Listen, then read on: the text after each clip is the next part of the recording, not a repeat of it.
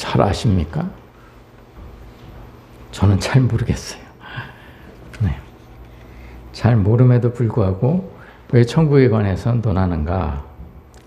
우리가 지향하고 우리가 신앙을 가지는 목적이 천국에 있기 때문에 그렇죠.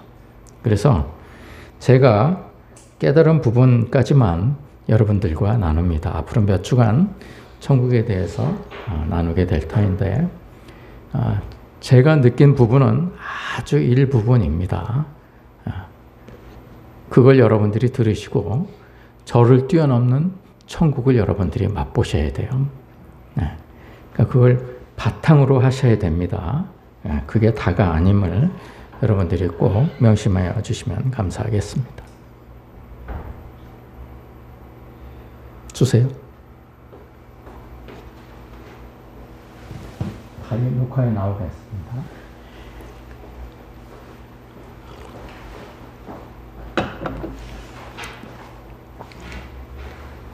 오늘 본문을 잠깐 살펴보고 가도록 하겠습니다. 본문 21장, 오늘 계시록 21장 1절에서 7절까지를 보면 천국이 뭐라는 것을 설명을 해주고 계세요. 잘 보시겠습니다. 또 내가 새 하늘과 새 땅을 보니 제가 중요한 단어는 여러분들에게 짚고 넘어가도록 하겠습니다. 새가 뭡니까? 카이논. 이게 네오스하고는 좀 다릅니다. 네오스는 새것 뭐 이런 뜻이죠. 네오스는 뉴 이런 말이죠. 그러나 여기서 말하는 이 새는 네오스를 얘기하는 게 아닙니다. 뉴를 얘기하는 게 아니고요. 카이논을 얘기합니다. 카이노스, 카이논. 이거는요. 질적으로 완전히 다른, 우리가 봐왔던 거하고는 완전히 다른 것을 얘기합니다. 그러니까 하늘과 땅이 우리가 보고 있던 하늘과 땅이 아니라는 얘기예요. 완전히 다른 거라는 얘기입니다. 보니 처음 하늘과 처음 땅은 우리가 지금 보고 있는 것들이죠. 처음 하늘과 처음 땅이 없어지고 바다도 다시 있지 않더라. 바다는요, 땅에 묻지 못한 저주받은 영혼들이 사는 곳입니다. 마귀가 사는 곳이기도 하고요. 바다도 다 없어집니다. 마지막 때가 되면 마귀도 다 없어집니다. 불못에 던져지죠. 내가 보매 거룩한 성사 예루살렘이 하나님께로부터 하늘에서 내려오니 그 준비한 것이 신부가 남편을 위하여 단장한 것 같더라. 신부가 남편을 위해서 단장할 때는 어떻게 단장을 합니까? 아주 세심하게 흠이 없이 단장을 하죠. 아주 정성 들여서 합니다. 주님께서 그렇게 정성을 들여서 만드셨다는 얘기예요. 새 예루살렘 성이 그렇다는 얘기입니다. 내가 들으니 보좌에서 큰 음성이 나서 이르되 보라 하나님의 장막이 사람들과 함께 있음에 하나님이 그들과 함께 계시리니 그들은 하나님의 백성이 되고 하나님은 친히 그들과 함께 계셔서 여러분 21장 3절이요. 굉장히 중요합니다. 함께 계신다는 게 중요한 게 아니고요. 이게 바로 우리가 회복해야 될 낙원이기 때문에 그렇습니다. 이 상태가 우리가 복낙원의 상태입니다. 우리가 잃어버렸던 낙원의 상태를 다시 되찾는 것을 얘기합니다. 그래서 이 계시록 21장 3절은 우리가 종국에 정말 우리가 최종적으로 목표로 삼아야 될 그러한 말씀이죠. 이게 낙원을 다시 찾는 것을 얘기합니다. 에덴의 회복을 얘기합니다. 모든 눈물을 그 눈에서 닦아주시니 이 에덴에서는요. 처음에 아담과 하와가 지으심을 받고 하나님과 동행할 때에는 사망이 없었고 애통하는 것이나 곡하는 것이나 아픈 것이 있지 않았어요. 죄를 짓기 전까지는 이런 것이 없었습니다. 죄를 짓고 나서부터 다 이런 것들이 생겨난 것이죠. 우리가 저주를 받았기 때문에 그런 것입니다. 처음 것들이 다 지나갔습니다. 처음에 죄를 지은 다음부터 일어났던 모든 일들, 이런 것들이 다 지나갔음이라. 보좌에 앉으신 이가 이르시되 보라 내가 만물을 새롭게 하노라 하시고 또 이르시되 이 말은 신실하고 참되니 기록하라 하시고 굉장히 중요한 밑줄 그으라는 얘기입니다. 중요한 얘기니까 만물을 새롭게 한다라는 말이 굉장히 중요한 말이다. 이 말씀이에요. 이 새롭게 하노라도 이게 카이노스, 카이온을 얘기합니다. 또 내게 말씀하시되 이루었도다. 나는 알파와 오메가요 처음과 마지막이라. 알파와 오메가는 이 헬라어의 처음, 알파와 마지막, 오메가, 처음과 끝이 되는 얘기입니다.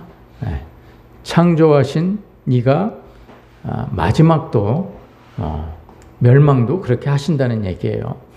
또 내가 생명수 샘물을 목마른 자에게 값없이 주리니, 우리가 마셔야 될 물이 하나님의 말씀이다라는 얘기죠. 이기는 자는 이것들을 상속으로 받으리라. 이기는 자가 누굽니까? 거듭난 자들이에요. 하나님의 자녀들이라는 얘기입니다.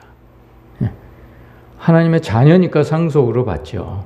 자녀가 아니면 어떻게 상속으로 받을 수 있겠어요? 나는 그의 하나님이 되고 그는 내 아들이 되리라. 이게 천국의 모습입니다. 천국의 모형이고요.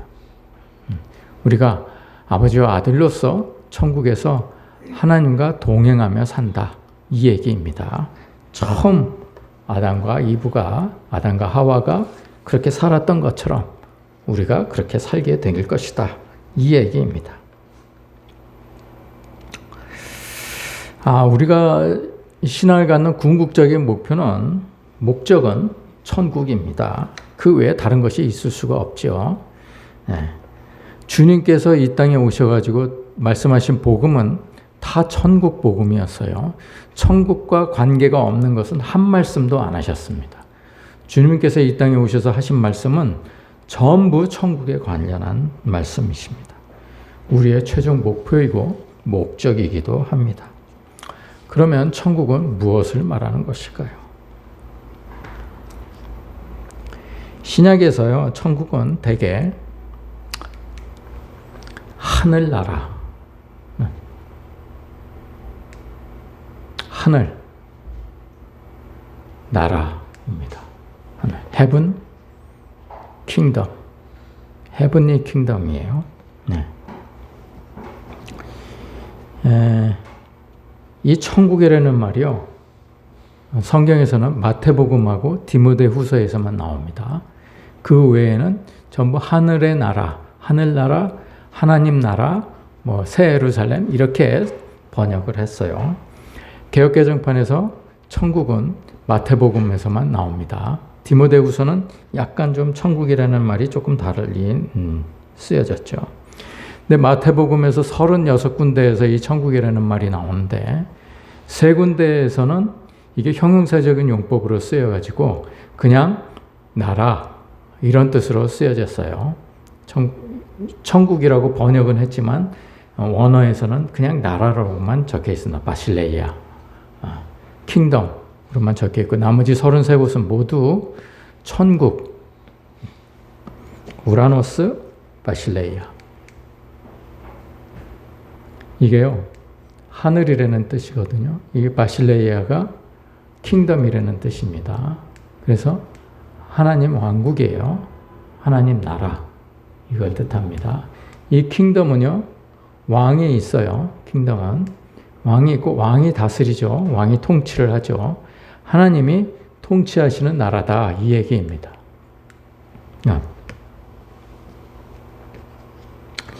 디모데후서에서는 디모데후서 4장 8절인가?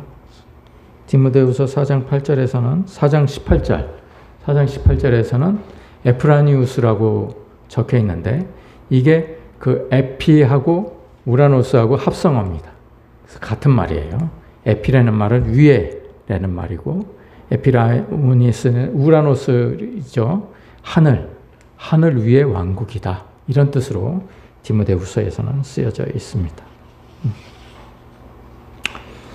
왜 마태는 다른 사람들하고 달리 나라를 뜻하는 바실레이아 앞에 우라노스라는 말을 굳이 집어넣었을까요? 전부 이 33곳에 다 우라노스라는 말을 일일이 다 집어넣었어요. 왜 집어넣는지는 뭐 자료가 없어서 잘 모르겠습니다. 그러나 제가 깨달은 바에 의하면 마태복음이 전도용으로 쓰여지지 않았습니까? 지금 우리는요, 사복음서에만 해당되는 사람들입니다. 거듭나기 전에는 사복음서만 읽어야 돼요, 사실은. 그 나머지 성경은 거듭난 이후에 읽어야 되는 것들입니다. 그런데 우리는 그냥 덮어놓고 다 읽죠. 왜 그렇게 읽습니까?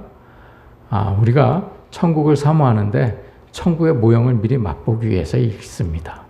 그런데 사실은 우리에게 해당되는 말씀은 사복음서까지만 해당이 되는 것이죠. 아마도 마태복음이 전도용으로 쓰여졌기 때문에 아마 우라노스를 굳이 집어넣은 이유는, 마태가 우라노스라는 말을 굳이 삽입한 이유는 하나님의 예수님의 신성을 강조하기 위해서 그런 거 아니었나? 그렇게 생각이 드는 것이죠. 구약의 경우에 있어서 그의 나라, 구약은 보통 그의 나라, 주님 나라, 주의 나라 이렇게 표현이 되어 있습니다. 하나님 나라라고도 쓰여지지 않았어요. 구약에서는 그냥 단순히 그의 나라 이렇게 적혀져 있었습니다. 구약에 있어서의 천국은 신약에 있어서의 천국하고 약간 좀 뉘앙스가 있습니다. 구약은 히브리 공동체를 뜻합니다. 구약에서의 천국은 히브리 공동체를 뜻합니다. 그래서 하나님이 대리인을 세워서 처음에는 선지자들을 세웠고요. 그 다음에 사사를 세웠죠. 그 다음에 왕들을 세웠습니다. 그러한 대리인을 통해서 하나님의 통치가 이 땅에서 실제로 이루어지는 그런 공동체를 뜻했습니다. 구약에서 말하는 그의 나라는 그것입니다. 그래서 지금도 유대인들은 이 구원이라는 의미가 이스라엘 공동체에서 벗어나지만 않으면, 이스라엘 공동체에서 자신이 쫓겨나지만 않으면 그 다음에 구원은 저절로 이루어진다라고 믿고 있는 것입니다. 유대교와 우리 그리스도교의 차이점은 바로 그것이죠. 그래서 선민 사상이죠. 그게 일종의 자기네들은 선택된 백성이기 때문에 구원은 이미 정해져 있다는 얘기예요. 그래서 이스라엘 공동체에서 벗어나지만 않으면, 히브리 공동체에서 벗어나지만 않으면 자기네들은 구원을 받는다, 이렇게 생각을 하고 있는 것이죠. 과거의 구약시대의 이스라엘 백성들도 다 그렇게 생각을 했습니다. 신약에서의 천국은 하나님 나라, 장차 있을 새 예루살렘, 이렇게 설명이 되어 있죠.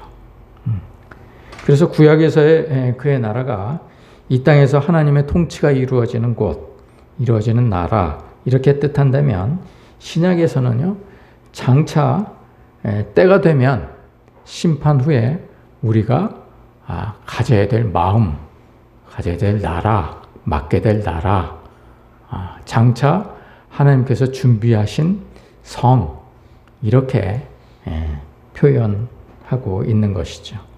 그게 조금 구약과 신약이 천국에 대한 의미가 조금은 다릅니다만, 구약과 신약에서 천국을 굳이 똑같이 얘기한 이유는 이 땅에 우리가 살면서 이 땅에서 천국을 이루어야, 우리가 이 땅에서 천국을 이루어야 장차 우리가 죽어서도 천국에 들어갈 수 있다는 얘기예요.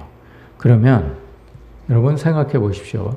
이 땅에서 우리가 천국을 이루지 못하면 죽어서 천국에 가지 못한다는 얘기입니다. 심각한 얘기죠. 우리는 다 이 땅에서는 그냥 이렇게 그지같이 살다가 장차 죽으면 천국에 간다고 그렇게 생각을 합니다. 그런데요, 여러분 구약과 신약을 통전적으로 잘 살펴보십시오. 그러면 이게요, 이 땅에서 천국을 우리 마음속에 이루지 못하면 장차 천국에 들어가지 못하는 거예요. 그러면 이 땅에서 이미 심판이 이루어진다는 얘기잖아요. 그렇죠? 네. 우리가 죽고 나서는요, 아무 소용이 없습니다. 죽고 나서는. 우리가 살아생전에 천국에 들어갈지 지옥에 들어갈지가 결정이 된다는 얘기입니다. 그래서 이 땅에서 우리가 천국을 누려야 되는 것은 굉장히 중요합니다. 성경에서 천국에 대한 개념은요, 크게 두 가지로 나누어질 수 있습니다. 한 가지는 통치적인 개념입니다. 하나님께서 다스린다는 얘기예요.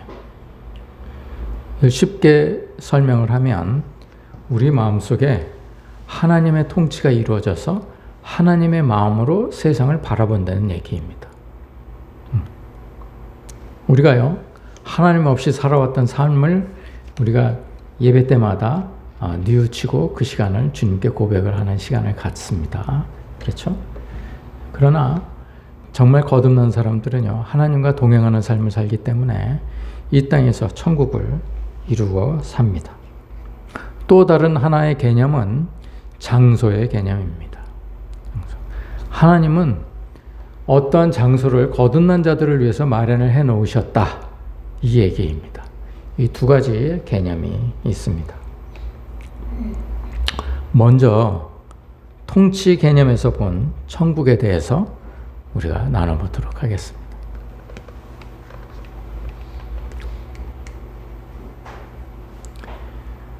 마태복음 3장 4장을 보면 회개하라 천국이 가까웠느니라 라는 말씀이 나옵니다. 이 3장은 세례 요한이 외친 사역의 첫마디였고, 이 4장은 예수님께서 외치신 사역의 첫마디이셨습니다.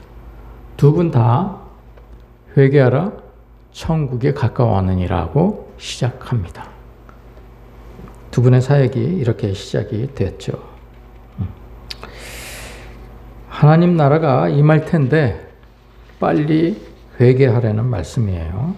회개의 의미는 여러분들 잘 아시죠? 회개라는 의미는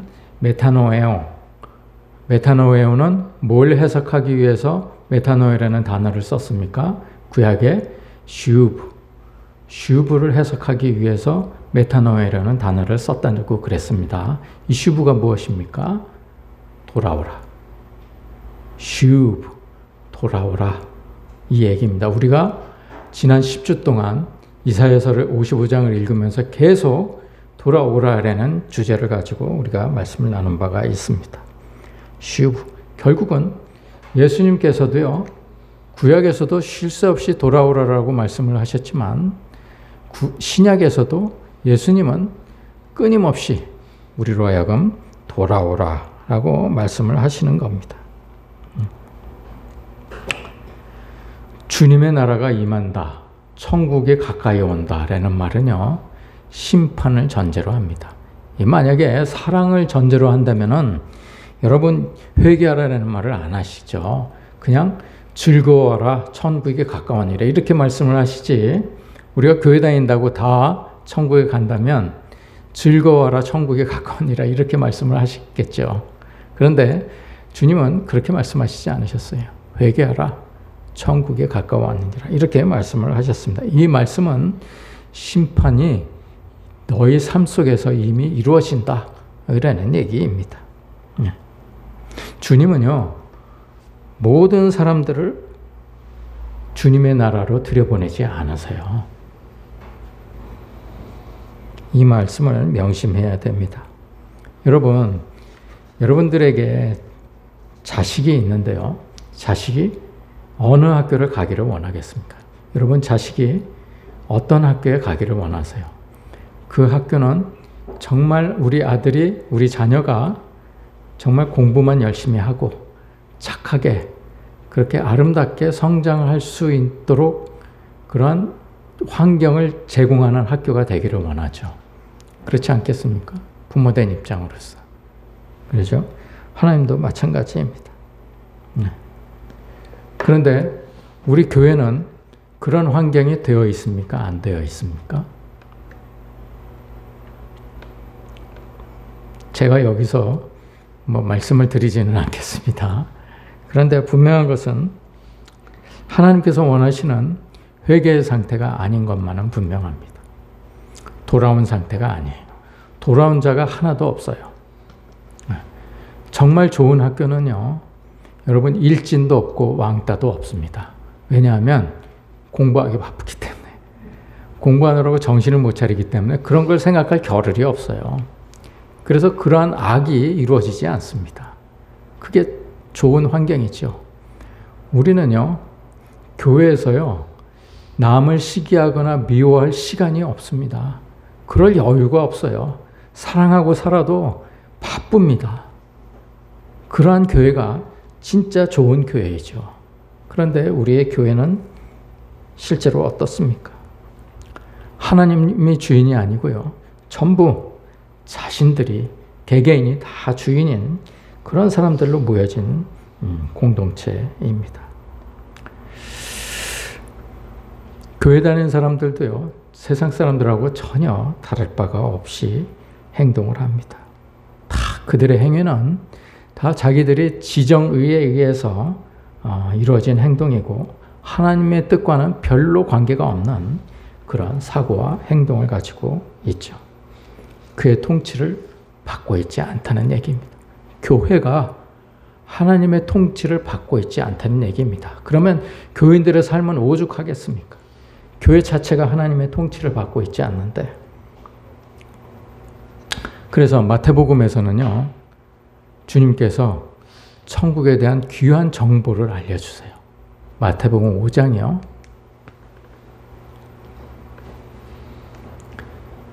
팔복에 대해서 설명을 해주십니다. 처음에 첫째 복이 무엇입니까? 애통하는 자는 복이 있나니 천국이 그들의 것이다 라고 얘기를 해요. 애통하는 자들의 것이다 얘기합니다. 여덟 번째 복이 뭡니까? 의를 위해서 핍박을 받는 자는 복이 있나니 천국이 그들의 것이다. 이게 첫 번째하고 여덟 번째가, 이 순서는 굉장히 중요해요. 의미가 있습니다. 첫 번째 복도 천국이 그들의 것입니다. 여덟 번째 복도 천국이 그들의 것입니다. 그러면 복의 시작은 천국으로부터 시작해서 복의 끝도 천국으로 끝난다는 얘기입니다. 그렇죠? 그러면 예수님께서 말씀하신 이 팔복은 천국과 분명히 관계가 있는 것이죠.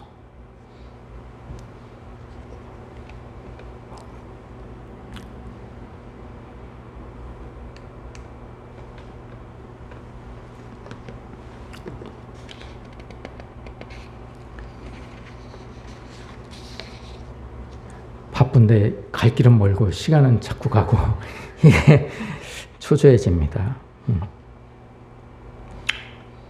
이 심령이 가난한 자가 누굽니까? 이 내면에 자기 지정의로 인해서 자기 고집과 아집이 꽉 차 있는 사람들을 얘기합니다. 그게 다 쓰레기 같은 그러한 것들이죠.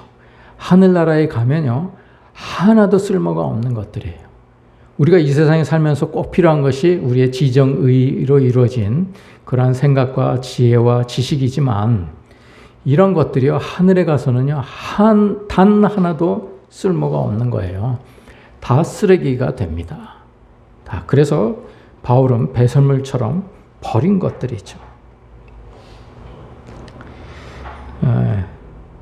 이 마음속에 있는 쓰레기 같은 정욕들을 다 버린 사람, 이런 사람들이 천국에 간다. 이런 사람들이 심령이 가난한 사람이다. 이 얘기입니다. 마음에 내가 가지고 있는 육신의 정욕, 안목의 정욕, 이생의 자랑을 다 버린 사람, 이 사람이 바로 심령이 가난한 사람이다 라는 얘기입니다. 이 사람들이 바로 어린아이와 같은 심령을 가진 사람입니다. 어린아이의 기준이 뭐라고 그랬습니까? 어린아이는 사탕을 먹고 있는데 누가 다른 사탕을 주면요, 이 먹고 있던 사탕을 버리고 새롭게 주어지는 사탕을 받는 아이가 진짜 어린아이입니다. 그런데 어린아이가 아닌 경우는요, 내가 사탕을 먹고 있는데 어떤 사람이 또 사탕을 줘요. 그러면 이 먹고 있던 사탕 그대로 붙잡고 있고 또 다른 사탕을 손에 쥐는 경우가 있습니다. 그때부터 어린아이가 아니에요. 하나님은 우리에게 새로운 것을 주세요. 새 마음을 주시는데 옛날 것을 붙잡고 다른 것을 움켜쥐면 절대로 천국에 가지 못합니다. 우리가 옛날 것을 버리고 그 전에 먹던 사탕을 버려야 천국에 갈 수 있는 거예요. 새롭게 주시는 하나님의 말씀을 받아야 천국에 갈 수 있는 것이죠. 천국은 이런 어린아이가 들어가는 곳, 어린아이가 품는 마음, 이런 것들을 얘기합니다. 바울은요, 8일 만에 할례를 받고 이스라엘 족속의 베냐민 지파의 히브리인 중에 히브리인이라고 그랬어요. 율법으로는 흠이 없는 자다. 자기가 그렇게 얘기를 했습니다. 그런데 그런 모든 것들을 배설물로 여긴다. 이 얘기입니다. 예. 그러한 상태가 바로 심령이 가난한 자이다. 내가 내 자신을 아무리 생각해봐도 나는 하나님께 전혀 쓸모가 없는 정말 형편없는 죄인이다라는 것을 느끼게 될 때, 그때가 바로 심령이 가난한 자의 상태가 되는 것이죠. 그래서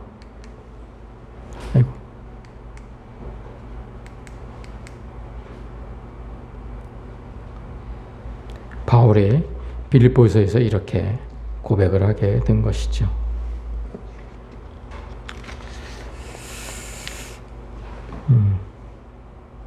우리도 한때는 바울 같은 때가 있었습니다. 아마 경험해보지 못한 분들도 있을 테지만,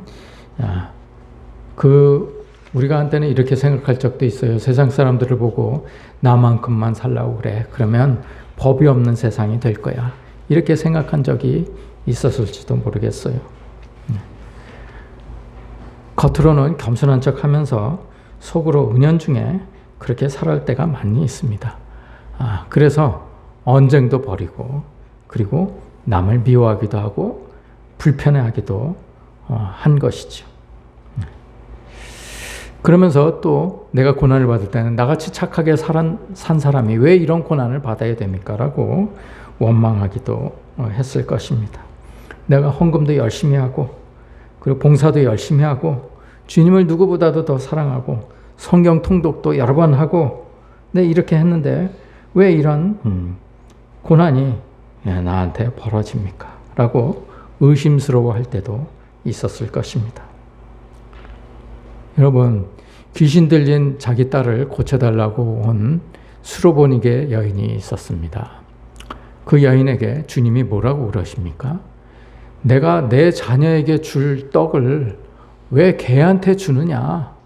너한테 줄 떡이 없다. 이렇게 얘기를 하십니다. 얼마나 자존심 상하는 말씀이에요. 그런데 그 여인이 어떻게 대답을 합니까? 개들도 주인의 상에서 떨어진 부스러기를 먹습니다. 라고 얘기합니다. 자기가 개라고 인정을 하는 거예요. 주님이 개라고 그러시니까 나 개입니다. 그런데 개도 조금 부스러기를 먹습니다. 이렇게 얘기를 합니다. 결과는 어떻게 됩니까? 즉시 딸에게서 귀신이 떠나갑니다.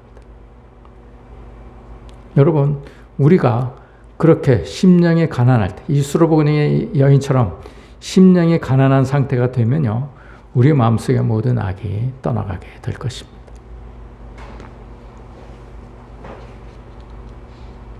제가요, 성경을 한때 암송을 열심히 한 적이 있었어요. 그래서 빌립보서를 이제 다 외웠습니다. 빌립보서를 외우고 요한 1서, 2서, 3서, 요한 계시록까지 다 외웠습니다. 그 빌립보서는 영문으로도 다 외웠어요. 그래서 각 권을 외울 때마다 제가 제 아내한테 밥을 한 끼씩 샀습니다.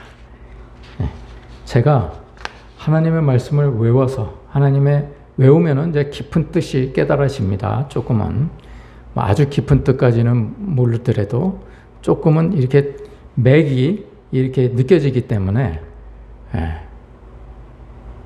근데 그것 때문에 기뻐서 산 게 아니에요. 잘난 척 하려고 샀습니다.